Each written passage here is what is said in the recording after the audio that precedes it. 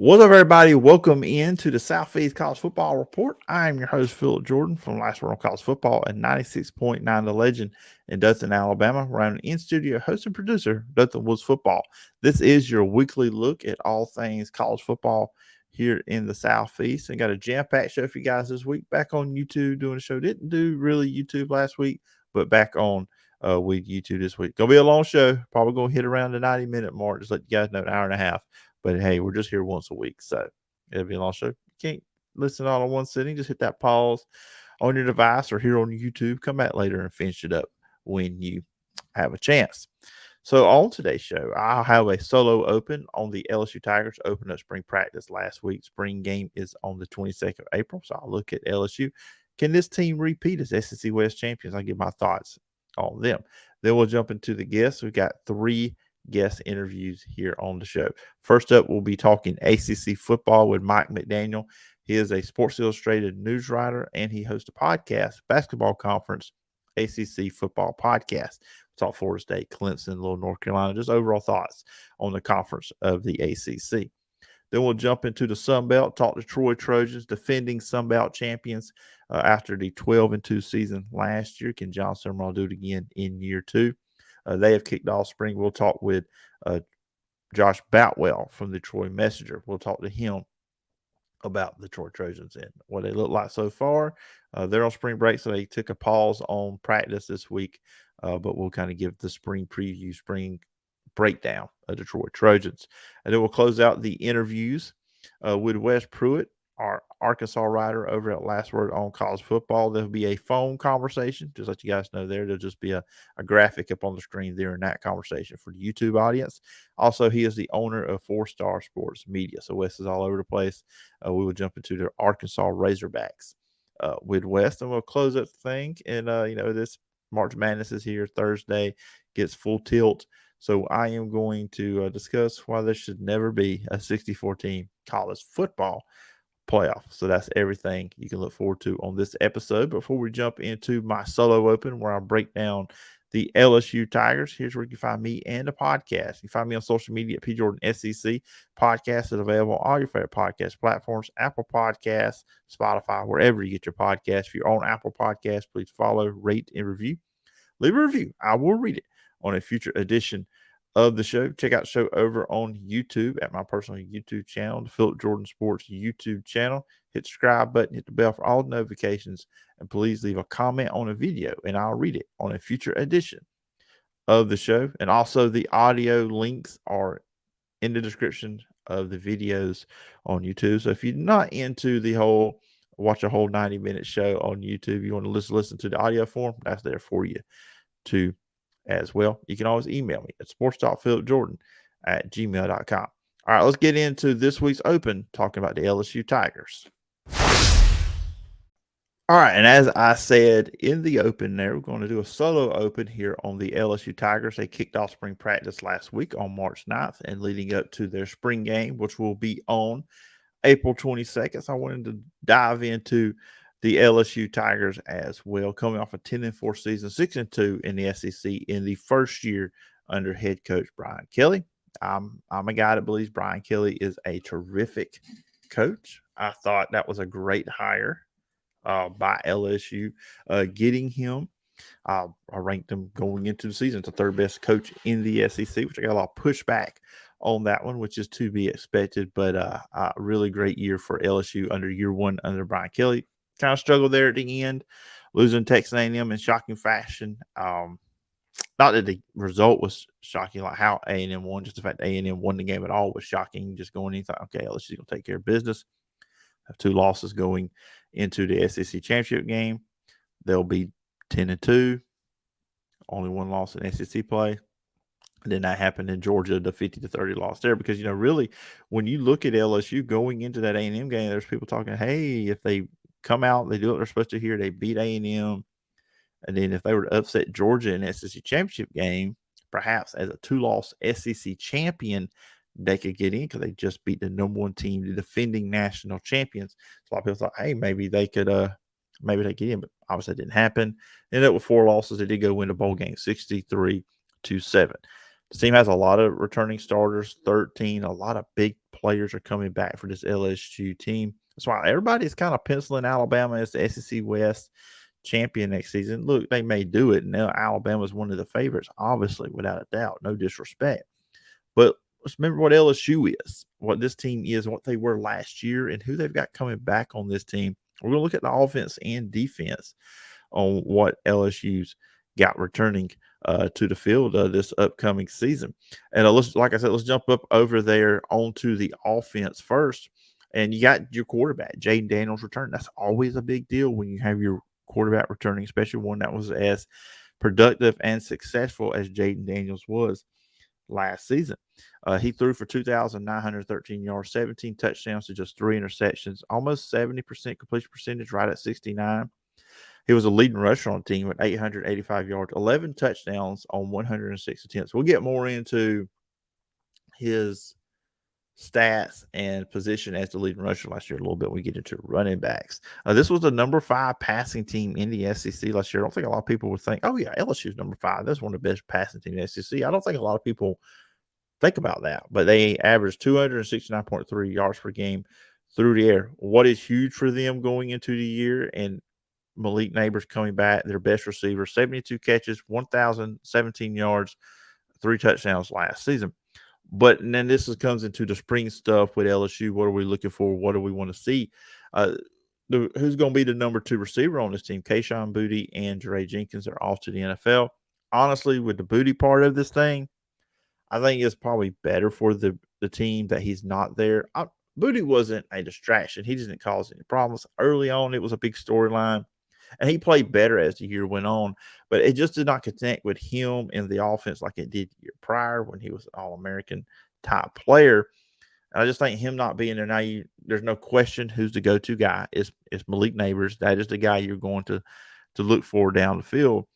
But with that said, you also have to figure out who's going to be your number 2 receiver, and pictured up on the screen on YouTube, courtesy. These photos come from Sports Illustrated, but I got Jaden Daniels and Malik Neighbors up there. Just figures better you have to look at the picture of players I'm talking about instead of just looking at me talking to this microphone forever how long this segment goes.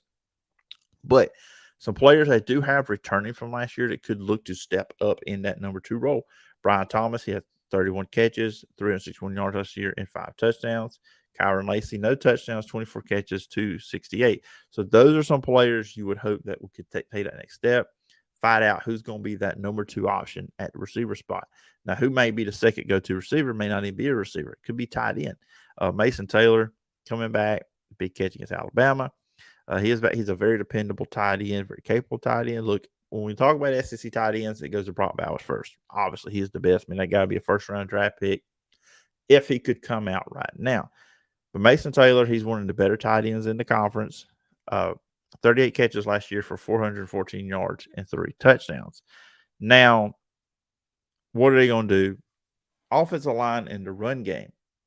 So last season, reworked the offensive line. You do have mostly all your guys back. Freshman tackles from last year, Will Campbell, Emory Jones. So take that next step as sophomore. That'll be big for their spring. You have Charles Turner, Miles Frazier, and Garrett Dellinger coming back to as well on offensive line. They do bring in a Maryland transfer in Mason Lunsford as well. That's got to get better because the run game, to me, from the running backs was a very inconsistent part of this team. I talked about Jaden Daniels. He 885, 11 touchdowns as the leading rusher. He also had the most attempts on this team with 186 rush attempts. Of course, that was some of that, and a lot of that was off running plays, scrambles, and stuff like that. But the design run game going to the running backs has got to get better. Josh Williams had 532 last year. Noah Cain had 409. John Emery had 375. None of those running backs had over 100 carries on the season. Josh Williams had like 97 or 98 carries on the season. They have to lean more on that, take some of that pressure off Jaden Daniels as a runner at quarterback. Yes, have him in the design run game. And, of course, when a play breaks down, he can escape and make something out of it. But you're also putting him at more risk for injury when he's having to do a big workload as a runner and a passer. And you saw he got injured. He was ineffective at times in the SEC championship game. We're about to jump into something about that too as well. So the running backs have to do better. So Jaden Daniels is not responsible for beating the run game and the pass game. So that's something I want to look at LSU. But improved offensive line play. They gave up 45 sacks last year. Probably would have gave up more if you had a more traditional drop back passer, not a guy like Jaden Daniels who can move and make plays with his legs when the play does break down. Now, quarterback, we're going to go back to that. There's not a quarterback controversy in Baton Rouge, in my opinion. Jaden Daniels is your number one guy, without a doubt. But they are a team with a very, very good luxury of having two quarterbacks, and that is Garrett Nussmeier sitting behind him. Last season threw for 800 yards, 5 touchdowns, 4 interceptions, 62%. Mostly mop-up duty, but he really made a name for himself and caught a lot of attention in the second half against Georgia in the SEC championship game and his performance in the bowl game against Purdue. When he came in and played in relief of Jaden Daniels against Georgia, he was 15-27, 294 yards, 2 touchdowns, 1 interception. Like I said, that was a 50-30 loss there. And some might say, well, Georgia was playing back. They weren't really playing their base defense.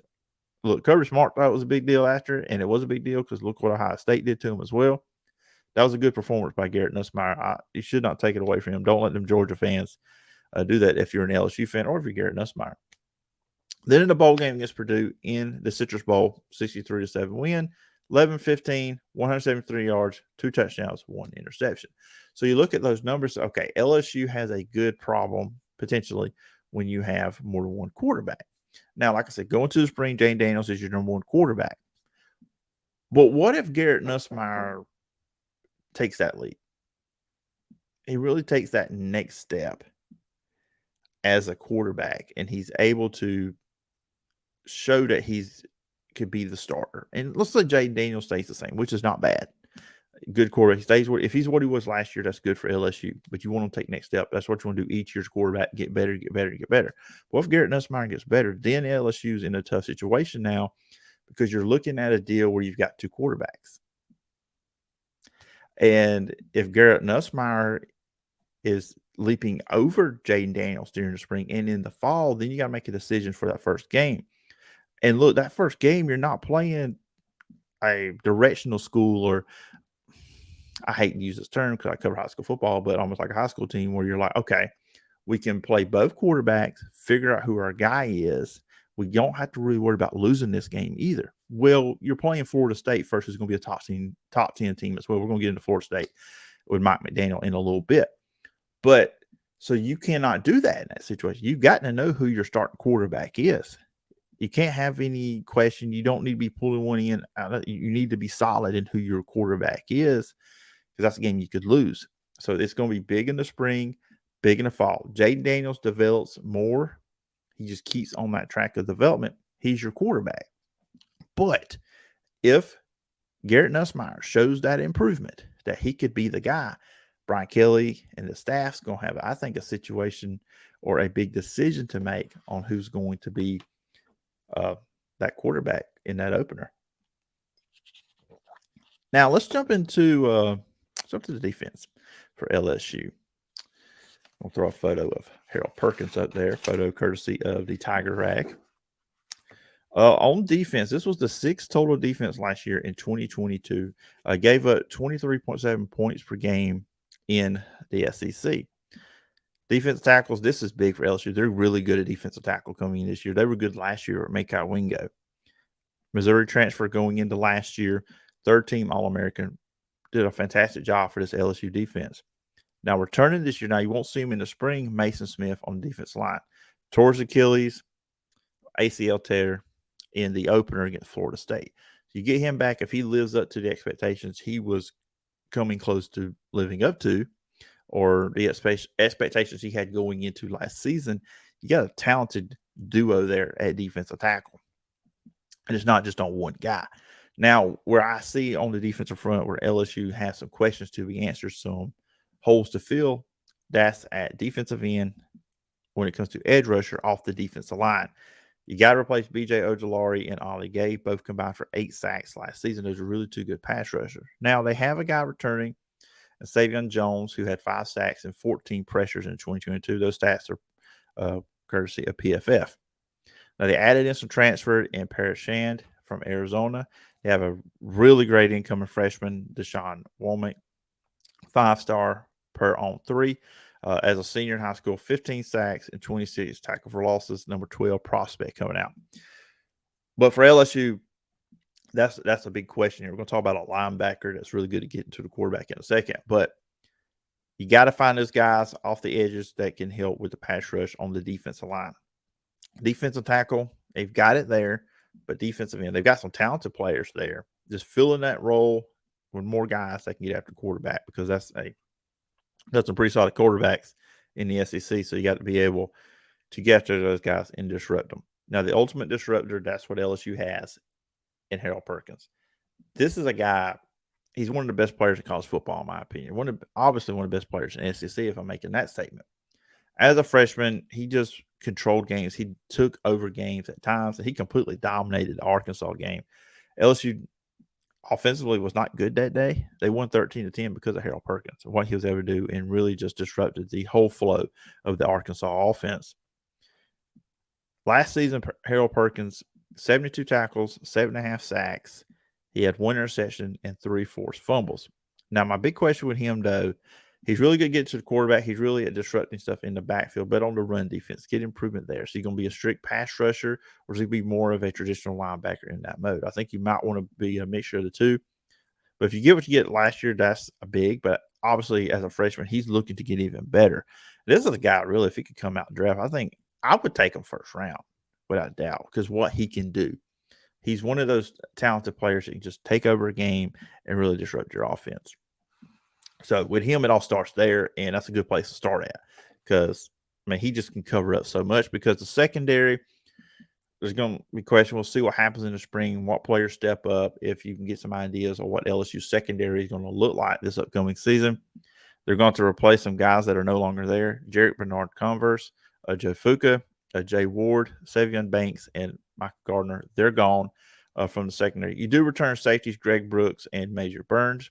And you have an A&M transfer cornerback in Denver Harris. So recognizing those players in the spring, and obviously, of course, when we get to the fall, on who are going to be those LSU guys in the secondary. What's good for them, though, they've got some good pass rushers. They've got some good defensive linemen, and that can speed up the process with quarterbacks, and that could cover up some inexperience or deficiencies you may have in the secondary, in which they will be tested that first game against Florida State, Jordan Travis, those receivers, but also, Florida State's a big run team too as well. So this defense will be tested out of the gates against the Florida State Seminoles. So that's going to be interesting to see with LSU. And that's kind of like when you're looking at LSU, and I look at this team, I'm telling you, they have a lot returning back from last season. Alabama's got questions at quarterback, receiver. I mean, new offensive coordinator Tom Reese. I mean, Alabama's going to be good on defense, I think. But Alabama's got some questions to answer. And it's Alabama and Nick Saban. I get that. I know that. So you want to pencil them in every single year in the SEC West. LSU's going to have something to say about that. Now, I know they're going, when they play each other, LSU will go to Alabama. But LSU and Alabama, that's the best two teams on that side of the conference, in my opinion. And A&M may have something to say about it too as well, with the Jimbo Fisher, Bob Petrino partnership there. They've got some talent on that A&M team as well. So we'll have to see how that all shakes out. But it's going to be intriguing. LSU should not be discounted. This is a team. I do believe Brian Kelly will win a national championship at LSU.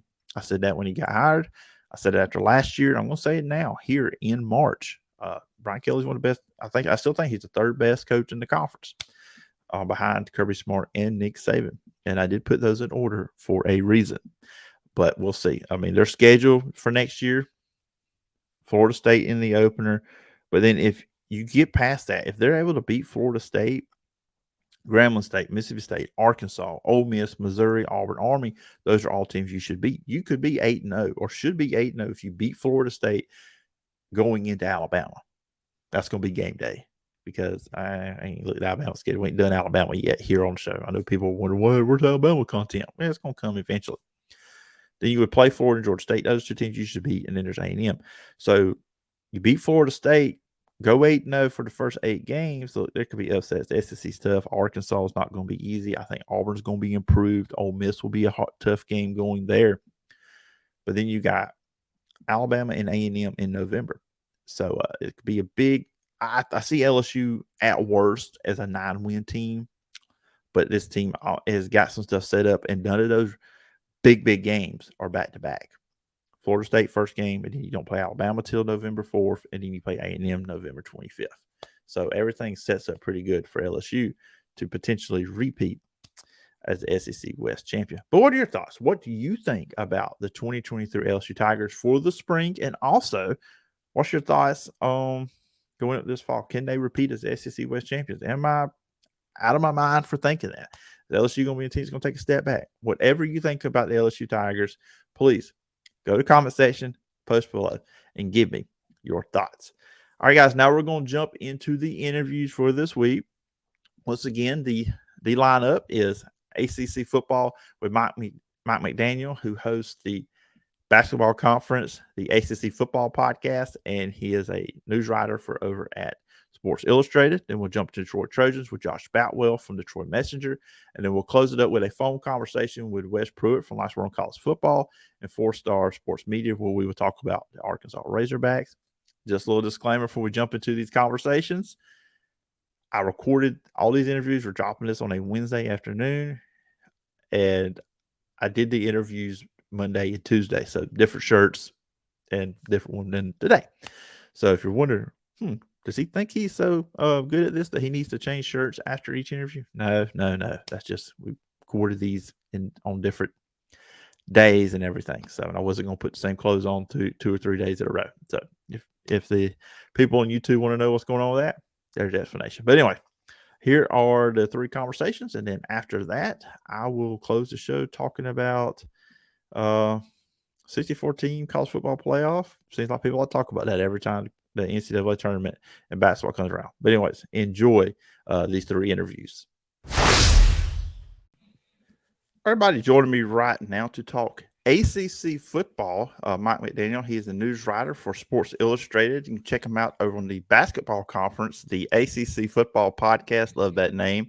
Also, the Hokie Hangover Podcast, Sons of Saturday, another Virginia Tech spot over as well. But Mike, I appreciate you taking the time. Come on and talk some ACC spring football. Yeah, Phillip, I appreciate you having me on. Anytime, we get out of like the doldrums of winter post-national championship game and we're kind of past National Signing Day, everybody starts really craving some more football content, and we're really starting to get into spring practice now. I know some teams have already started. Some teams are getting it going this week. So it's a good time to really kind of get back into the swing of things because it sounds crazy. It's the middle of March, but fall will be here before we know it. Yeah, I was telling somebody, another guest had on the show, it really feels like the college football season just ended, and it is kind of in the new era of college football. There's really no off season. No.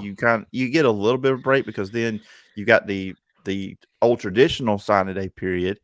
You get a little bit of a break in February, but then you got teams starting spring practice in February, and now in early March. So it is really a 365 year round.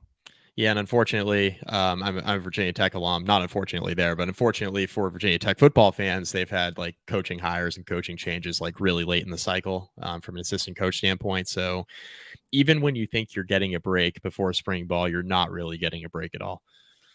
Yeah, that's pretty much the case. I'll write about Auburn. So they started on February 28th with spring practice. I looked at it. When I looked at the scale, I said, "Whoa, that's all right." Yeah. Which they don't play the spring game until April 8th. So it's really a spread out situation for them. But definitely. With the ACC, just kind of looking at a broad scope of the conference, and this kind of bleeds into the other sports too as well. We're in an age now in college athletics, college football, where everybody's talking about, okay, you see what the Big 10 and the SEC doing, and Big 12 is adding in teams, whatever's going on with the Pac-12 too. Where's the ACC in your opinion in all this? Well, in my opinion, it really just hinges on what's going to happen with Miami, Florida State, and Clemson. I know we'll talk about those 3 teams in particular a good bit today, but like if the ACC is able to retain those 3 teams, I still think the ACC is going to be a conference that's going to be viable moving forward. I think the reality of the situation, though, is like we saw the college landscape start changing, right? Beginning with the Oklahoma and Texas move to the SEC, then you start seeing UCLA and USC going to the Big Ten, and it's pretty apparent that it's like a Fox versus now CBS, but really ESPN, right? In a year or two. And it's really a broadcast rights situation where there's so much money going into the sport now that really they're just trying to get as many eyes on those conferences as possible. And really, money drives everything. And that's been the case in college football for a long time. And now there's, NIL and more money going to players. And there's never been more money in the sport than there is right now. And you saw those two conferences kind of, break off and kind of turn into, these two behemoths, right? And these two major conferences in the sport. And I still think they're going to continue to try to add, I don't care what the commissioners say, to the contrary. Once in a while, they're like, no, we're done for now. We're good for now.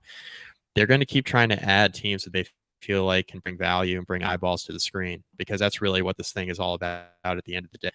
So as much as I would like to think that the ACC is going to be a viable conference moving forward, I still think the SEC is going to have those Miami, and it's all about the grid to break away from the conference at some point. But I mean, Tony Siracusa from Last Word on College Football kind of went into it with, some of the other teams across the sport where, everybody talks about grant of rights and teams being able to, stay in the conference, leave the conference.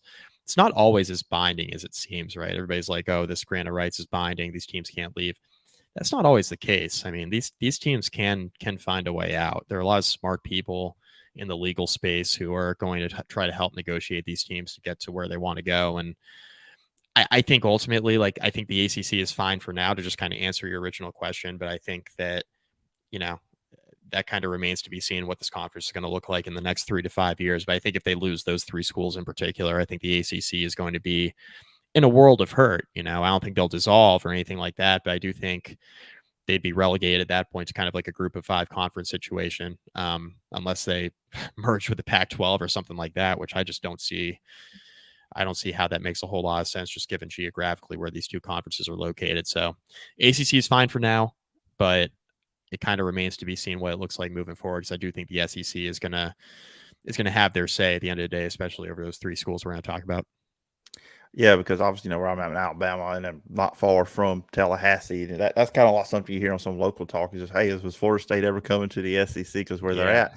But with the ACC, when I look at them versus the Big 12 and the Pac-12, because the Pac-12 is losing USC and UCLA, and then obviously Big 12 has lost Oklahoma and Texas.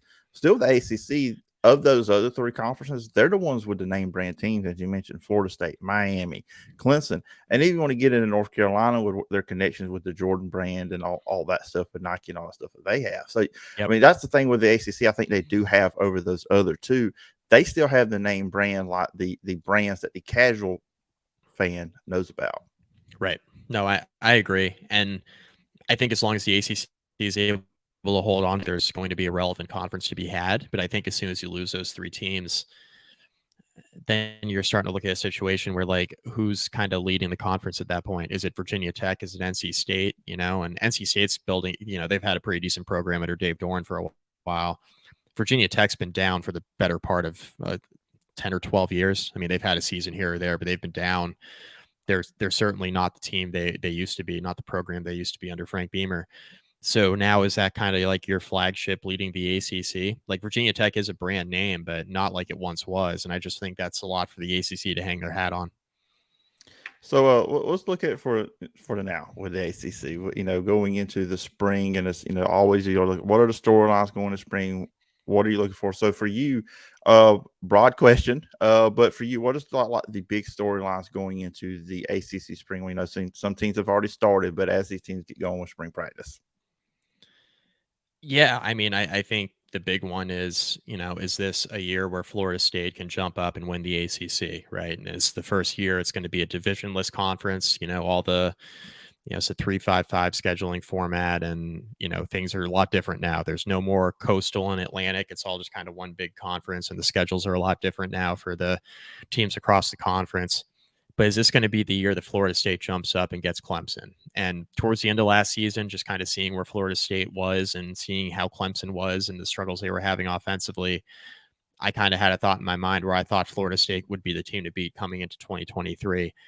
That changed a little bit for me when Clemson added Garrett Riley as offensive coordinator. I did not think that Dabo was going to make a move away from Brandon Streeter. I think that the pressure was on to do that. But Streeter has been with Dabo, and he's been with Clemson even longer, right? He's been with Dabo since the beginning, been with Clemson even longer than that. He was an assistant on that Tommy Bowden staff that Dabo was on. Streeter has been with Clemson for like almost 20 years, and Dabo moves on from him. And obviously they had a very good relationship, but the offense was definitely stale. It's been stale for a few years since Trevor Lawrence left. Even the last year of Trevor Lawrence, the offense just wasn't really looking like itself. Tony Elliott moves on.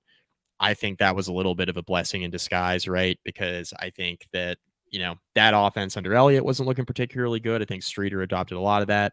Now you bring in Garrett Riley, right? New, fresh ideas, just led TCU to a national championship appearance. And I think it's a really, really good hire. He's an up-and-coming coach in the business. Obviously, Lincoln Riley's younger brother, really smart, intelligent offensive mind. You have Cade Klubnik, this 5-star quarterback that definitely showed flashes when he played last year, but definitely had plenty of stuff to improve upon. And I think that Garrett Riley is the guy who's going to be able to get the most out of him, right? I think a lot of shade was thrown at DJ Uiagalelei, but I'm not sure that it was much of a DJU problem as it was a Brandon Streeter quarterback development problem. Just kind of seeing how Cade Klubnik looked when he was in, the results weren't really much better, right? And Clemson had some issues to iron out on offense with the offensive line and definitely improving the quarterback play. We know the pedigree is there. But I think Clemson is still going to be that team to beat in the ACC because I think that is such a seismic move from an offensive coordinator standpoint, not only in the ACC, but nationally. Plucking a major coordinator for a lateral move off of a national title participant is a gigantic move for Dabo Swinney that I wasn't sure he was going to make. So a lot of the shade and a lot of the criticism of Dabo Swinney was like, okay, well, he won't move away from what he's done. He won't utilize the transfer portal. He's only going to promote from within. Well, he went external with this hire, and it's a big time hire. And I think it's one that's going to shape the conference potentially this year. But Florida State's got a really good team returning, Phillip. Jordan Travis is a bona fide Heisman candidate. Had a breakout season last year. I made a joke on my ACC show that, this is preseason last year. Like, what if Jordan Travis is actually like an ACC player of the year candidate, right? And I said that at the beginning of last year, kind of half joking, right? Because he hadn't really proved it to that point, but he had showed flashes in the past. But then he has that breakout year, right? And he ends up being really good. And I think this year he's on everybody's radar as one of the top quarterbacks in the country, not let alone the ACC. So it's really like a Florida State Clemson question. Well, when you look at like Miami, for example, they've got turnover with both coordinators. They got a quarterback situation that's kind of in flux, right? Is it going to be Tyler Van Dyke? Is he going to improve? Like what's going to happen there? There's questions about what they're going to be defensively because of the things we saw last year with some embarrassing losses where they gave up a ton of yards, ton of points. Middle Tennessee game was an absolute disaster. Like Miami's got plenty of questions going into the year. I think there's a lot of pressure certainly on Mario Cristobal, but those are kind of the three teams I got my eye on from a big picture standpoint. And then, you kind of take a step further back and you're like, okay, what's NC State going to be, right? Now they got Brennan Armstrong at quarterback. And, how does that figure into the future of MJ Morris, who I thought looked promising as a freshman last year when he played? Dave Doran's built a pretty good program there with NC State, and I still think they have a good team returning. I think they're going to make some noise. Pittsburgh with Phil Jurkovec, like a lot of quarterbacks moved within the conference too. So there's going to be familiar names just at different places. And I think it's going to be a really exciting and deep conference because I think the quarterbacks are going to be pretty good. There's new coaches. There are plenty of questions spring, and I think it's really going to understand team going into the fall. So a team you did mention there, I want to throw them out there. North Carolina. Talked about quarterbacks. Drake May is coming back, but not much around them. They've got some questions on the offensive line. They got to fix a new offense coordinator, Chip Lindsey, which, of course, I told you, my background with Auburn. Auburn people hear Chip Lindsey, offense coordinator for somebody else. There's questions because not only there was always questions when him and Gus at Auburn who was calling plays, and then goes to Troy after Neil Brown, can't get past 5 wins. But with Drake May, of course, they're going to have to find some new talent receiver. I know Downs is gone, his top target from last year. What are your thoughts on North Carolina? Or could they be that third team in a conference, or do you think because of what they're replacing, the offensive coordinator, they could take a step back? Yeah, I mean, it's interesting. Mac Brown signs an extension, and Chip Lindsey's on now as offensive coordinator. He makes some changes there. Phil Longo's gone. The defense was a disaster under Chizik. I think a lot of people thought that they would take a step forward. They really didn't. They kind of looked worse in some games, better in others. It was kind of a mixed bag. There are a lot of questions about Carolina, right? And we talk about Heisman candidates. Obviously, Drake May is right near the top of the list as well. But the question around Carolina is where are they going to put around Drake May? And my question is, does it really matter, right? I guess we're going to find out. But defensively is kind of where they've always had their questions. They had a mass exodus. Dre Bly is gone. That's the secondary coach who was a very good recruiter and obviously a Carolina lifer, had a really good NFL career. He's gone. He's out of the fold now. So kind of what happened there. There are just some questions about Mac Brown and just kind of what the ceiling is at Carolina. Because I feel like every year we come into the season with these expectations for Carolina that they don't necessarily meet, right? And you think back to the 2021 season, and you think about, Carolina was being talked about as a, dark horse playoff contender, and they promptly go to Blacksburg and lose the opener. And then they really struggle to win 6 games. And then last year, I thought Carolina should have had, to be honest with you, more expectations than they had the year before. I thought the expectations going into 21 were a little unwarranted, and they didn't really get the hype last year. And I thought they should have. I thought they were a team that, could really perform to the tune of like 9 or 10 wins. And they were a lot better last year. I thought offensively they were really good. They for as good as Sam Howell was, Drake May was just different. He's just a different player. And, Carolina took a lot of steps forward offensively. They were a little bit better defensively. And, overall, I mean, they lost some games they should have won. The NC State game at the end of the year was a heartbreaker. It was a crazy game, right? That rivalry game at the end of the year. I know the bowl game didn't go great for Carolina, not the way they wanted to end the season, but like, it's just it's a very interesting team to watch every year because I feel like Mac Brown recruits at a level that a lot of people didn't expect him to at Carolina, but the team doesn't really meet those preseason expectations. So with Carolina, I'm very much like wait and see, but the quarterback play is going to be really good with Drake May, and let's see what they put around him. Yeah, and it was big for him coming back because you listened to Matt Brown. Apparently, there were some teams that were trying to get him. I have speculation on a team that may have been one of them. They're a little bit north of Auburn. I'll just say that. I have a feeling they were one of them. I'm just not going to say which team. I think everybody listens to know who I'm alluding to.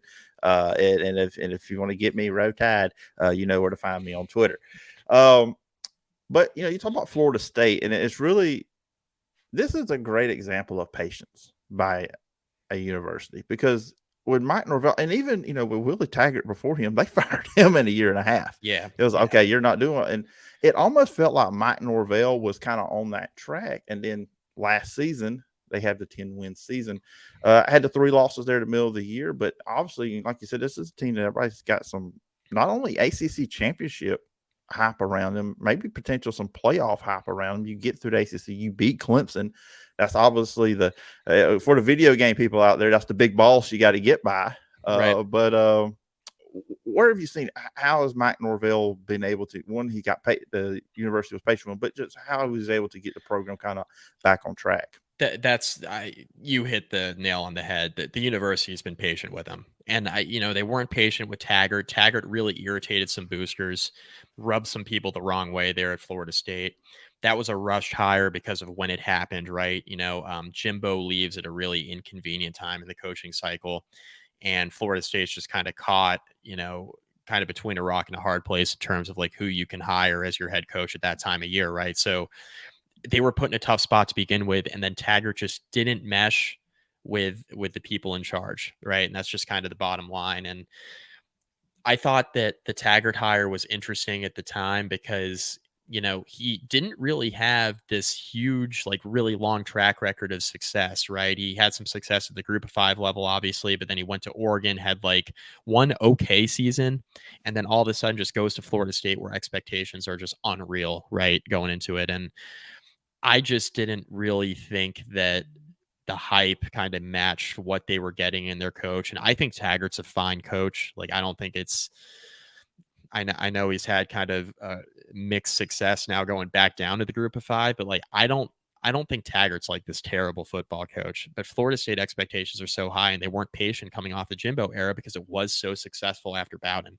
And it's really, really tough to kind of replicate that kind of success. And to follow a national championship coach and Jimbo Fisher is not easy. The cupboard was left bare from a recruiting standpoint because Jimbo kind of mailed it in his last year and a half there because he was at odds with the people in charge in terms of new facilities and stuff like that. So there were a lot of just things working against Taggart when he got there. Then he just didn't, he was not coaching to the level that I think people in charge expected when they hired him. So they pulled the trigger on Mike Norvell. I think it's the best possible move they could have made. Florida State needed a culture change, right? Taggart, it's just kind of there were still some Jimbo players on that first roster there for Mike Norvell, and they needed a culture reset. And Norvell just said, "This is going to take a little bit of time. Y'all got to be patient with me." They had some tough losses in year one, obviously, right out of the gate in September, and that made people really question kind of what this team was going to be. But they've been scratching and clawing, been getting better, and the coaching has been really good. The recruiting has been solid. Norvell and his staff have really recruited, but what I've been even more impressed with is the way that they've developed the talent that existed on the roster already, and that's why I think the turnaround has been as quick as it has been. He's got more expectations going into this year than he's ever had at Florida State, and I think he welcomes that because that's why you take these jobs. You take these jobs for the expectations. You take these jobs to compete for ACC titles and for playoff appearances and national championships. Like, that's why you go to a school like Florida State.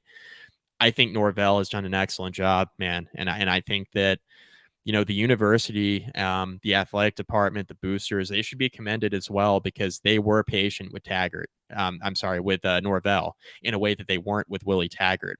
And I think it was warranted with Norvell. I think pulling the trigger on Taggart early was more of a political decision than anything else because he pissed a lot of people off. But I think with Norvell, it was a really smart move to stay patient and just kind of go with the game plan going into it. They said patience, patience, patience, right? That's what Norvell was preaching. That's what the athletic department was saying. We're going to give him time. And that's exactly what they did. It was, actions speak louder than words. I was like, all right, we'll wait and see if they actually give him the patience, if it's warranted. And to their credit, they have. And I think it's really going to pay off for them. Yeah, I do too. It's been great to see. It's been different in college football, just kind of how teams are. Is it quick trigger on a coach? I mean, look, I cover a team that just fired one after a year and a half myself with Brian Harsin. Yeah. So it's one thing you see in college football now. But anyways, Mike, I appreciate you coming on. It's been a lot of fun having you on talk ACC. I told you 15. I've kept you 20, so I apologize no problem. on that part. But if the listeners and viewers wanted to follow you online, where can they find you and all the work you're doing?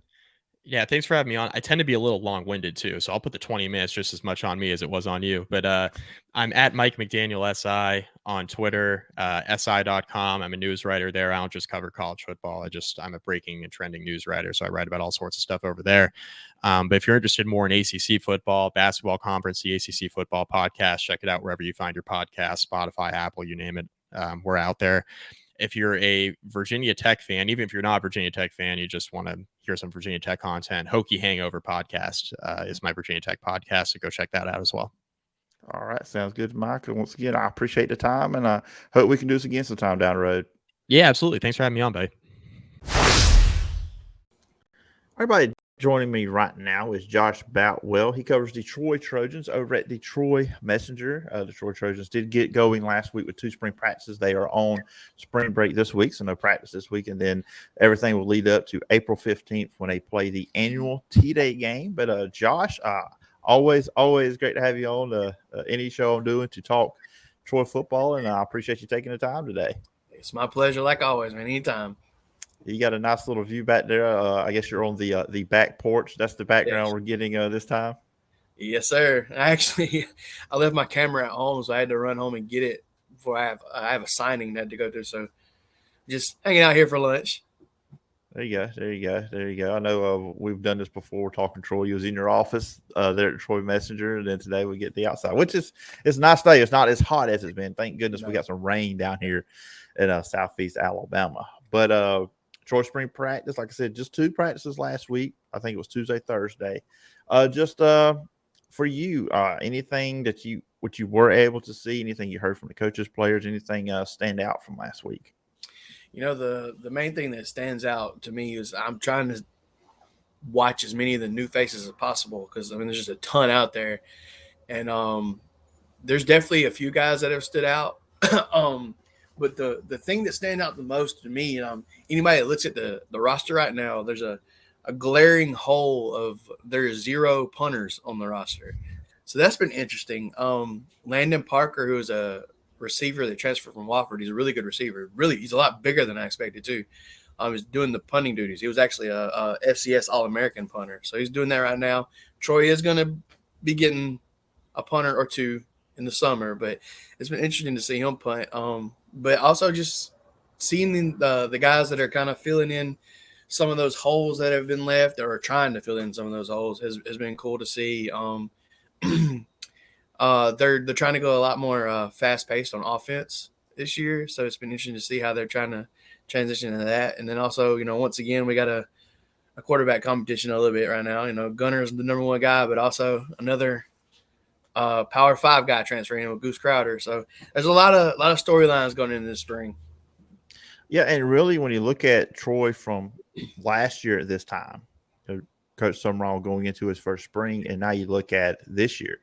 Going into the 23 football season, it's going to be pressure, expectations. It's kind of like back where it was the final 3 years of Neil Brown. You're at a point now with Troy. I think fans are expecting, okay, you went 12-2 last season, your first year. You won the Sun Belt in dominant fashion against Coastal Carolina at home, and then you go on and you win your bowl game, the only bowl game with 2 conference champions playing each other at that. You win that, so you go 12-2. And I was reading one of your articles about when Troy opened at spring practice. I think it sounded like Summerall alluded to a little bit, but I mean, obviously, as he talked about, or what do you think? You know, there is kind of an added pressure now after what you did last season. Yeah, I think if you can find a negative of winning 12 games in your first year, that's probably maybe it. But they talk about all the time their expectations is to do that every year, is to win championships every year. So any expectation that a fan or me or anyone else in the media could put on them, I don't think could ever surpass the expectation he has for the team. So I don't really see that being an issue. It's just, you know, trying to sustain that success every year is obviously it's going to put some pressure on himself. But yeah, I think the big thing he's talked about is everyone feels so much more comfortable this year compared to last spring, which I think he would even tell you last spring was a little rough, them trying to kind of install everything. But now everyone knows what they're doing for the most part, other than the new guys who are trying to learn. But also there wasn't a ton of overturn in the coaching staff, which helps. There was obviously 2 obvious ones, but I think that's been a big help so far too. But going into looking at, we're going to jump to the offense first. You kind of looked to a little bit. You know, Gunnar Watson's back. His 6th year at Troy. I feel like he's been there since I was in high school, Josh. Just to be honest with you, I've been out of high school since 2005. So, I mean, he has been at Troy for a good bit. 6th year, he's coming back. You know, last year was interesting. And really, his whole career at Troy has been this. He's never really felt like he was the guy. Yeah. He starts the season, he gets pulled. You know, there's multiple guys we can name off that he's been swapping time with. Last year, it was Jarrett Dagey. That was a transfer from West Virginia. I know they've got another one coming in. But in your opinion, how entrenched is he as the number 1 guy at Troy going into the spring and also probably going into the regular season? Yeah, he's the guy. In my opinion, he's the guy. You know, no one else on that team has a grasp on the offensive and what Joe Craddock wants to do and what Summerall wants to do. I don't see anyone taking that. But I said that last year too, I think. So when you watch Goose Crowder, he's a little bit athletic. He's got a big arm. So when you watch him, there's some obvious things there. But Gunner is actually, you know, all the coaches talked about he's gotten faster and stronger and faster in the offseason. So I just think that's going to help him going forward. And to me, like I said, he's still the number 1 guy. Oh, what are your thoughts overall on the offense? Because we'll get to the defense here in a few minutes. But look, defense does return a lot of good players from last year, but there's some holes. And I think last season they relied on the defense a lot. Obviously, when your defense is that good, you can do that. I feel like they probably taking that net progression as a team. The offense needs to be a little bit more. The defense maybe need to lean on the offense a little bit more. But overall, this offense, what are your thoughts on the offensive lineman? You got three big names you got to replace there. You've got some receivers you got to replace. Jabril Barber is back. Had that injury last year. But just your thoughts on this offense around Gunnar Watson. Yeah, I agree. I think there's probably going to be a need to lean on the offense a little bit more this year. Obviously, you have a ton of holes on defense you have to fill. But I think the big thing right now is the tempo. Summerall's talked about that a lot in the last few days, wanting to – because he felt like they were a better offensive team when they were able to do tempo and do it well. So I think we'll see a lot more of that. But, losing Rajay Johnson, losing Tez Johnson is really big. Also replacing three really great players on the offensive line, including Jake Andrews, who will probably be playing in the NFL in a few months. So that's big. But, they also brought in some guys. Obviously Kamani Vidal is back, but also Asa Martin from Memphis. He's looked good in the little bit I've seen him so far. And I mentioned Landon Parker at receiver. He's a lot bigger than I expected. Chris Lewis is another really big receiver. We're kind of seeing that Joe Craddock has a type in terms of some of these receivers that he's wanting to bring in. Big body guys. Jabril Barber looks really, really fast right now. Even coming back from a broken fibula, he looks good out there so far. So I think the tempo is one of the things I'm watching. And then also on the offensive line, trying to fill those holes, that's going to be a really important thing going forward. Yeah, and looking at some of the receivers from last year, because Tez Johnson went to Oregon. He transferred out. Look, you get it. You're going group of 5, power 5. That's just, you just get it. You hate it, but you get it. Playing with the game too. And then you got Rajay Johnson, who I think for him, that was like their big play guy down the field. His average per catch was close to 20. You look at 36 catches, 713 yards, 7 touchdowns. That big play guy. So, of these receivers you mentioned, do you see that out of any of them being that guy down the field that Gunnar Watson can look to? Yeah, Landon Parker and Chris Lewis, both the transfer guys like Rajay was. Those are the ones I think you might be able to see fill in that hole. Jabril Barber is as fast as anybody on the team. So I'm looking – and last year he was the leading receiver before he went down with that injury. Mm-hmm. So I expect him to make even more of an impact as long as he's healthy. But those two guys that I mentioned, I think they could fill in that hole of big body guys. And there it goes. Sorry. Filling the hole that Rajay leaves with the big plays downfield. And also he was a great blocker too. And both those guys seem so far – obviously they're not bad yet, but willing to block. And I know in the past too, Jabril Barber, he's been a big part of their kick return and punt return game too as well. Yeah, for sure. Anytime you can get the ball in his hands, I think that's what they want to do. I think we'll probably see some of the little things to get the ball in his hand, not just pass catching. We'll probably see some handoffs, some reverse things of that nature. They for sure want Jabril would have the ball as many times as possible. So flipping things over on the defense, and like we kind of alluded to them a little bit, a lot of good players coming back. So it's not like they're completely got holes all over the place on defense. But of course, Carlton Marshall's no longer there, and just from that standpoint, not just his production is key, obviously, from the last couple of years. His career at Troy, all-time tackles leader in FBS, but from a leadership side of things, who do you see on that side of the ball kind of stepping up in his place? That's a huge hole to fill. Not like you said, not just because of what he did on the field, but he was a leader. Everyone looked to him. I think Javon Solomon and Richard Jubiner are kind of those veteran guys that you got to look to. Dale Pettis in the backside of the secondary. Brady Stewart, who coming back was a big thing for this defense, probably the best corner maybe in the entire Sun Belt.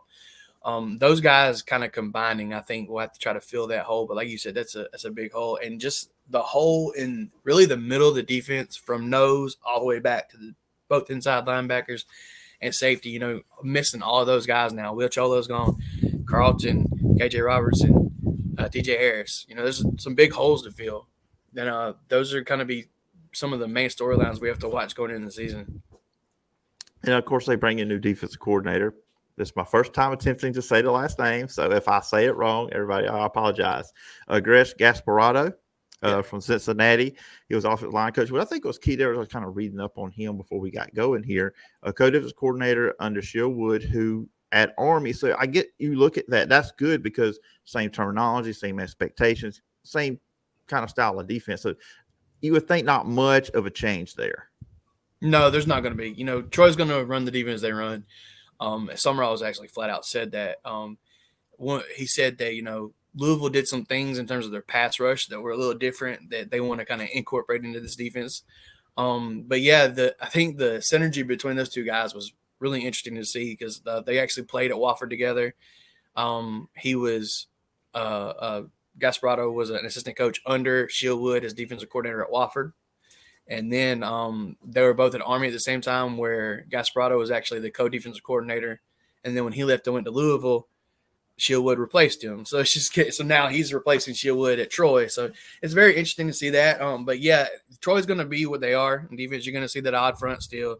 They're going to – one of the things that he's talking about is wanting to really be aggressive going after the quarterback. And when you see the pass rushers that this team has, that I think that could be very interesting. One of the things that stands out to me most so far on defense, Raymond Cutts is a JUCO transfer. He's listed as a bandit, but he's primarily playing defensive end right now. He's a monster. He is huge. He's bigger than Jubiner. It's impressive. Another guy, Steve Catledge, who's an inside linebacker. He's a JUCO All-American. I think he led the entire country in JUCO in tackles last year. Immediately, he's playing with the ones on defense, which is saying something. Now, of course, this is spring. You know, everybody's going to play in different spots, but just to see a guy coming straight out of JUCO on the field and being put in that spot that's Carlson's spot is big. And Jay McDonald, you know, him and Jay McDonald on the inside of that linebacker core. If Jaden can stay healthy, I think we might not see too much of a drop off, which is saying a lot. Yeah. You know, like you just look, I said, because I was kind of, when I was getting ready to prep for it, you know, you kind of get disconnected with college football a little bit when the season ends and you kind of jump in these previews, start looking. Okay, Troy's still got a lot of dudes here. So I think if people say, oh no, Marshall's gone. And like I said, the middle is going to be big with all those guys you mentioned, Jalo, Marshall. You've got, you know, obviously in the safety position. So it's going to be interesting. This team defensively coming up. We'll see if the offense can do some things. So look, we're talking in March. So I'm going to go ahead, Josh. I want to look at their schedule just real quickly. I'm not going to ask you to give a record prediction. That it is too early for that. I know a lot of people like doing that. I look at it. I'm looking at something interesting. That second game they play, they got to go to Kansas State. I'm looking forward. I'm looking forward to that because that's, you know, last year they played Ole Miss. And look, Ole Miss only scored 28 points on them, so we saw what the defense can do. I'm intrigued by that. Of course, they go to Army. This later in the second half of the year as well. The South Alabama game is always the big one. But that Kansas State game, that's going to be a pretty interesting game for Troy coming after the Stephen F. Austin game. Yeah, absolutely. And if Kansas State is as good as they were this year, it'll probably make for one of the better matchups in the early part of the season. I think that could be kind of a statement game for Troy, is saying, hey, we're not going anywhere, but still a long way to go from there.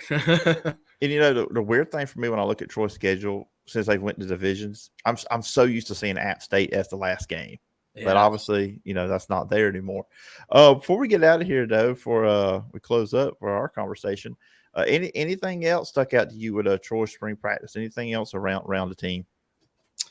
One thing that really stands out, the new offensive line coach. I know we mentioned the new defensive coordinator. The new offensive line coach, Joe Bernardi. He also has some synergy with the previous O-line coach, Cole Popovich. They played together at Fresno State. There's a lot bigger difference in their personalities, I'll say. That's been something that stands out. Cole Popovich is very Bill Belichick, like, you know, he doesn't really say a whole lot. He's very business-like. Bernardi is completely different. He said, you know, that profession is way too fun to not have, way too hard to not have fun. So he's going to have fun. I remember the first time I see him at a practice, they're going in between fields, in between sessions, and he does a front flip onto some pads that are laying on the ground. And I was like, okay, he's definitely a little bit different. So and the players seem to really enjoy his energy. So that's one thing that stood out. Just the way guys are really kind of focused early on in the spring practice, and they seem to have like a ton of energy. Like I said, was very different than we saw last year. That's some of the biggest things that have stood out to me. And also just trying to watch some of these new faces has been tough, but it's been fun to see some of these guys. And I think Troy fans are going to really enjoy seeing some of them for sure. Yeah, that's always one of the more interesting and fun parts about spring practice. When you watch, keep up to see, okay, what are the new guys doing? We know who the veterans are. We'll see what the new guys, the early enrollees, that freshmen, the guys that came in through the transfer portal. So it's going to be fun. Looking forward to as we march on to the 15th, the T-Day, to see how this comes together. And then, of course, you'll move into another transfer portal period, and then we'll get into fall camp too. So it's never ending. College football season. The off season does not exist. It does not exist. That is a dirty word that I'm going to stop using. But Josh, I appreciate you coming on. Make part of your day. Come on here and talk about the Troy Trojans going through spring practice right now. But if the listeners and viewers want to follow you online, where can they find you? You can find us on Facebook at Troy Messenger. Find us on Twitter at Troy Messenger. You can find me on Twitter at Josh B. Messenger and www.troymessenger.com. All right, sounds good, Josh. Always appreciate the time, and I look forward to talking again sometime down the road. My pleasure, anytime. And joining me right now on the show is Wes Pruett. He is our Arkansas writer over at Last Word on College Football. He is the owner of 4-Star Sports Media. And Wes, appreciate you coming on the show and talk Arkansas Razorbacks with us today. Yes, sir, Phillip. I hope you're doing well, my friend. Yeah, man. Arkansas finished the season last year 7-6 after a 55-53 thriller in the Liberty Bowl.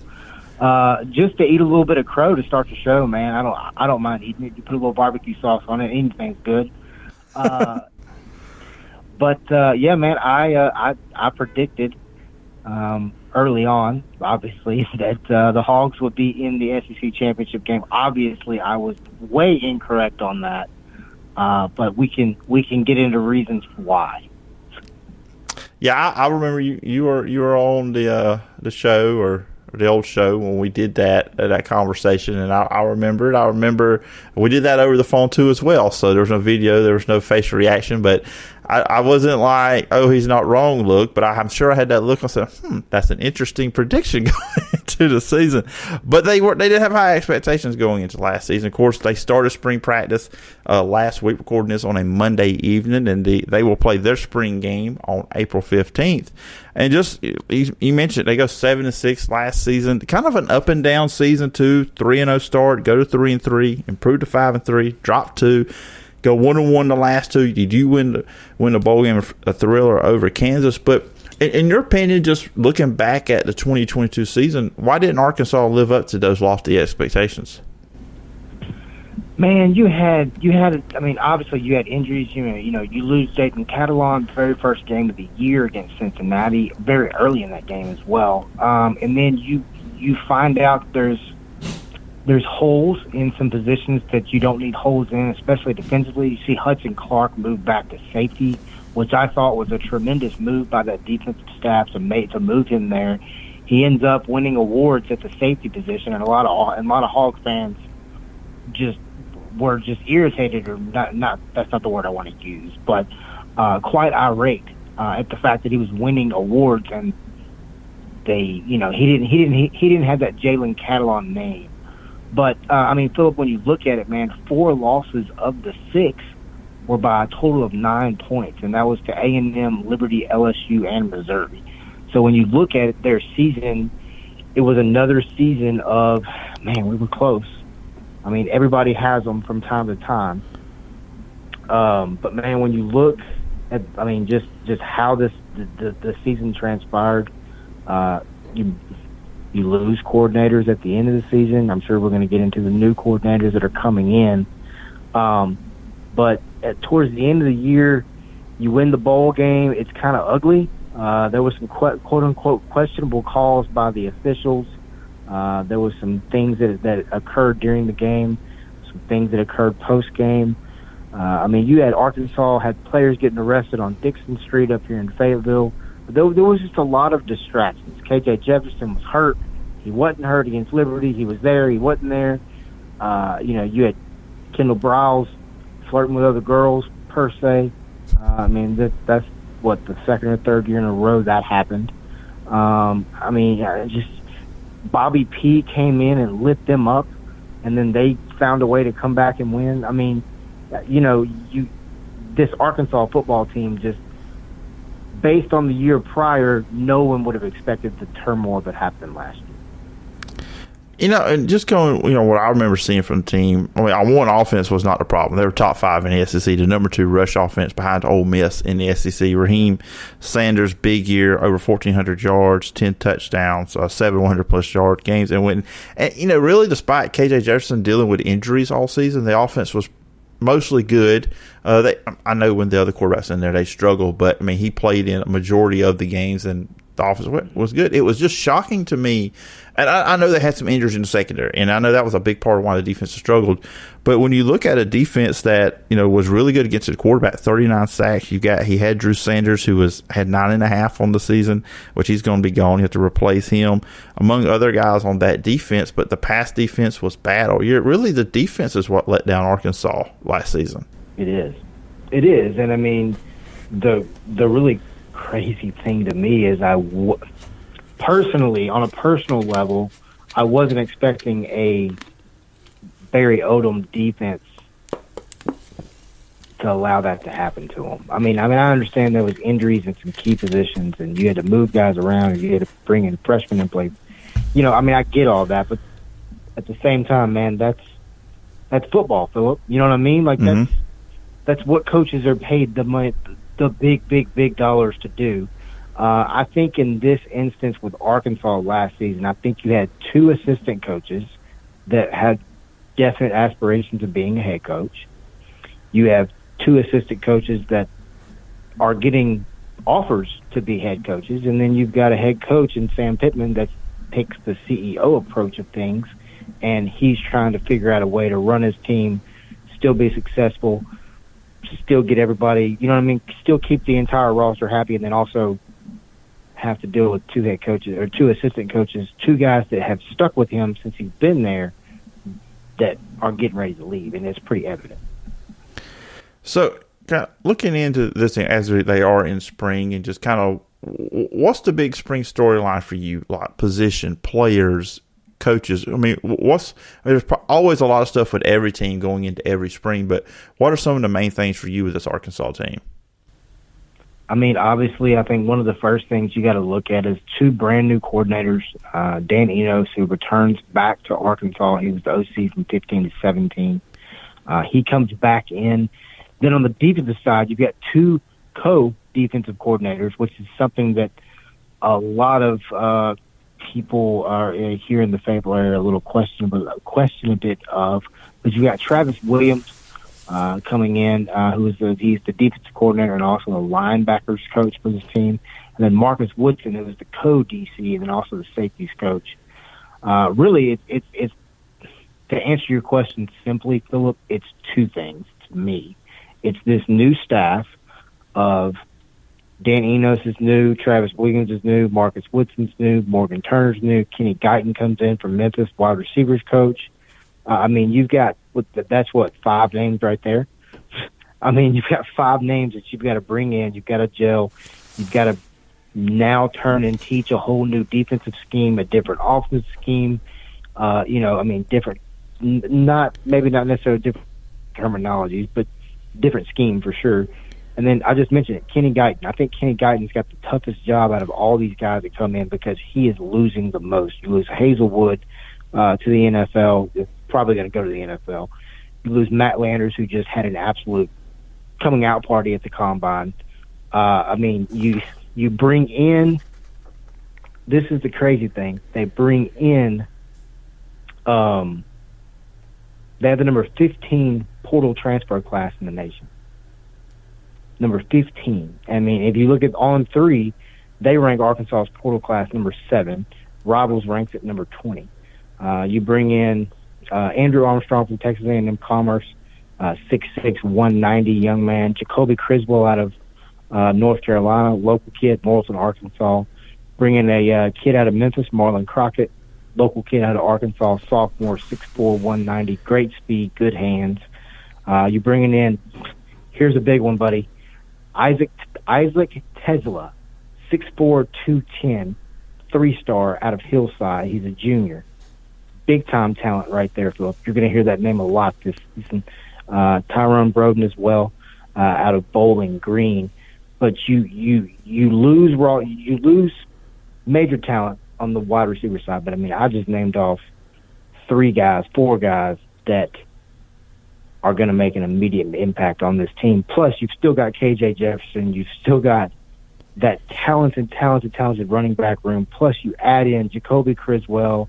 You bring in you've still got Cade Renfro there as well. I mean, you've got guys everywhere on this team that are leftovers. I'm not saying that in a negative way. They're leftovers from last season. Plus, you bring in new hot pieces of meat. This team, I'm not going to make the statement I made last year on your show, but this team on paper can be really good in 2023. And I like the staff that's put together that can make them really good. I like Dan Enos. I like everything about his play calling. He's Kendall Browse without the trickery, if that makes any sense, Phillip. Yeah, it does. And I was actually about to bring that up, and actually had the receivers wrote down for you to knock that question out of the park. It's like you do this, Wes. You know how to do this whole ordeal we're doing here. But anyways, I was going to actually put Dan Enos because, look, I haven't paid attention to what he's done a lot since he's got out of the SEC. I will say that up front. But I do remember under Brett Bielema was different, and then not so different with what Kendall Browse was doing, because Dan Enos did bring more of a shotgun approach to Brett Bielema, his offense. And Brandon Allen broke all kind of records when he was there at Arkansas. So, and with KJ, he's got to look at it as a positive because, look, I mean, we all know what KJ is as an athlete, and I believe he has gotten better each year as a passer. But now you bring in Dan Enos, he has a track record with helping quarterbacks out. Both Brandon Allen and Austin Allen, I know Brandon Allen did. Both made it to the league, not yet. And Brandon Allen actually has seen some action as a starter, significant action in the NFL. So if you're KJ Jefferson, you got to look at Dan Enos. You got to take it back and say, hey, this guy can probably help me out, especially if those receivers do work out. Most definitely. I mean, and so you were talking about what he did. What he did was he went to Maryland with Mike Locksley. That's right. So Enos was at Alabama. You got to be a pretty good coach if Nick Saban brings you in and makes you an assistant head coach and then makes you a quarterback's coach. You got to be pretty good at what you do. That's what Nick Saban did with Dan Enos. He left there, followed Mike Locksley to Maryland, took what I call his little Tua, and turned him into what he is right now, man. And that's a pretty daggum good quarterback. When you look at Maryland, they went to a bowl game, broke a pretty good long streak there, and I think they were ranked. I mean, I know top in the not top, but at the top of the Big Ten. I mean, they were setting major points on the board. Yeah, and in 15 and 16, they were one of two programs that had a 3,000-yard passer and a 1,300-yard rusher, too. So also you're looking at, with Rocket back there in the backfield, you can say, okay, he's also going to get to running back the ball. So it's not just going to be an air show. It's going to be a balanced attack. And like I said, you got two guys in the backfield like that. It's going to be dangerous. Defensively, obviously, if you look at it, the star power at linebacker, the names are gone with Drew Sanders and Bumper Pool. When you look at this defense, and we mentioned it, that was what held Arkansas back last season. At the defense, what are you looking at from the spring when it just comes to the defense? I mean, I go back to this transfers, man. I mean, you bring in Yaheem Singletary, corner 5-star kid from Georgia, 6'2.5", 180, redshirt freshman youth. You bring in a young man out of Baylor as well, 4-star kid. You bring in a defensive end, John Morgan III, out of Pittsburgh. Really excited to watch and see what he can do and make an immediate impact. You bring in a linebacker out of South Florida, senior, 6'1", 225, three-star kid. Not that stars even really matter, but a three-star kid, played at South Florida, Antonio Brew. As a Memphis follower, I've watched this young man play. The kid's everywhere, Phillip. He's got side-to-side speed. He can blow a hole up, but he can also back up and get in coverage and make plays. I think when you look at Arkansas, I think obviously Drew Sanders coming over from Bama, that was huge, massive. But when you look at the Arkansas defense of this year, you're not going to see a bumper pool. You're not going to see a Drew Sanders. I think what you're going to see is a more attacking defense. I think you're going to see it from multiple angles. They run more of a 4-2-5 look, which I think is a more aggressive style look anyway, because you've got more hybrid guys in the back because you've got 5 defensive backs.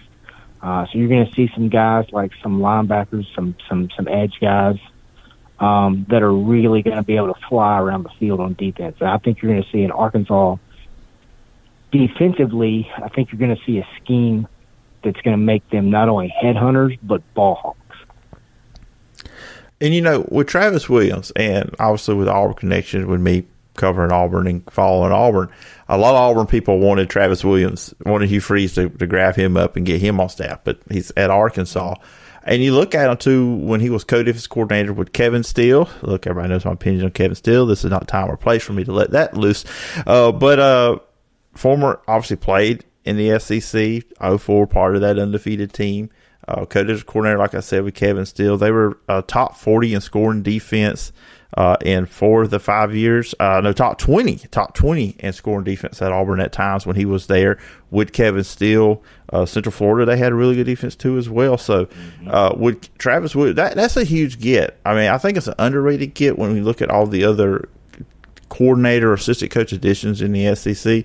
But a guy like that with his playing and his coaching pedigree, that's a big get for Arkansas.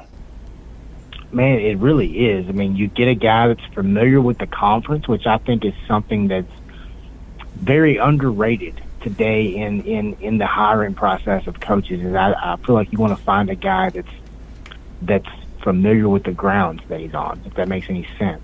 But you talked about the underrated hire of Travis Williams. I think then you back that up with bringing in a guy from Florida State named Marcus Woodson, who is, I mean, let's be honest, Mike Norvell is doing something quite incredible down there in Tallahassee, Florida. So you get a guy from his staff, and if you've looked at the Mike Norvell tree, I don't know if you've looked at that coaching tree, but it's starting to kind of branch out a little bit. Marcus Woodson is going to be one of those guys that you're going to see really blossom. And I think Sam Pittman made a great hire by bringing both of these guys in. They've got ties too. I believe both of them work together at Auburn. So you bring in guys that are familiar with each other. They can relate to the young men of today, but then they can also get on the ground and coach. And that's what Arkansas needed to bring in, especially with the guys that they lost in Briles and in Barry Odom. Yeah, absolutely. Like I said, really great hire. And let me correct myself on a stat. You look at your paper, sometimes it runs together.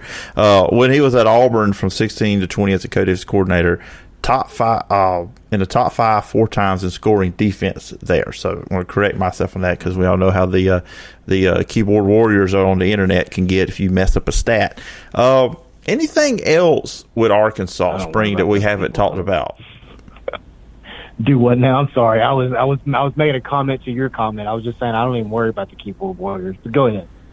Oh yeah, I was just saying, as we kind of close off our conversation here, just anything else with Arkansas spring practice we haven't touched on that you're looking at? I mean, I've talked to some guys and I've done some work myself as well. But Jacoby Criswell, the young man I mentioned earlier, transferred in out of North Carolina from Morrilton, Arkansas. Seen a lot of videos, talked to some people who have been out there myself. The young man is talented, Phillip. I think if you've got some Arkansas listeners, KJ's fun. I agree he is, but Jacoby's a totally different guy, and based on what I know about Dan Enos, you're going to see Jacoby this year. You're going to see Jacoby play this year. There'll be some packages built for him. He's too talented not to put him on the field. But we talked about the wide receivers. I think that's a key position that you're going to see. Last year, they were trying to doing it by committee to replace Traylon Burks. This year, they're doing it by committee because they've got that much talent in that room. Yeah, when I was looking at it, the receivers were one thing that stuck out to me. If they get that position right, they could really have a turnaround. 8, 9, 10 wins is great. Is really possible with this Arkansas team, and it's going to be fun. It's going to be fun keeping up with what they're doing, keeping up all the work you do, Wes, covering the Arkansas Razorbacks. And as always appreciate you taking time out to come on. Or you're busy with all the stuff you're doing. But speaking of that, if the listeners and viewers on YouTube want to check you out, where can they find you and all the work you're doing? Sure, man. It's 4-Star Sports Media. That's the number 4, and then Star Sports Media. Our website is 4star.live. You can check out. That's got all of our content, podcasts, articles, and more. We are on social media everywhere. Facebook, YouTube, Twitter, Twitch. It's at 4, the number 4, Star Sports M. That's a capital S on Star Sports, and then the M is capital. But yeah, that's where we're at, man. Feel free to give us a follow. We do follow back. And we cover Memphis Tigers athletics, we cover Arkansas athletics, and we cover everything on a national level as well with a couple of shows. We also have the official podcast of the Arkansas Hockey Club. So we are definitely growing, and Phillip, I appreciate you as always having me on, man. Oh, it's always great to have you on. Great insight on the Arkansas Razorbacks, and I look forward to doing this again sometime down the road. All right, once again, thanks to Mike McDaniel, Josh Boutwell, and Wes Pruett for being this week's guest on the show. Going way over an hour, probably get close to an hour and a half on this edition of the podcast. So I wanted to close up with this. Of course, it is March Madness and upon us. Coordinates on Wednesday, Thursday, first round NCAA tournament kicks off. The first four has been going on Tuesday and Wednesday.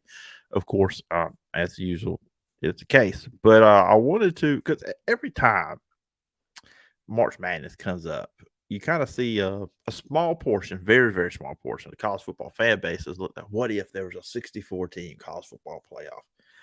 Would that be a good idea? Well, I'll just say no. That's a horrible idea for starters. You would never want that with college football because no one wants to see that. One, it's a 6-week process. Your 6 rounds, round of 64, round of 32, 16, 8, 4, and the final 2. When you look at the deal here, you have 8 teams playing. When we get to 12, 8 teams the next week, it'll be the 4-2. So it's 4 weeks, and it's just, yeah. Because you're going, well, and another thing, if we play the conference championship games, you're looking at 13 games. If you play the 6 games to get to win a championship or just get to the championship, you're looking at 19 games.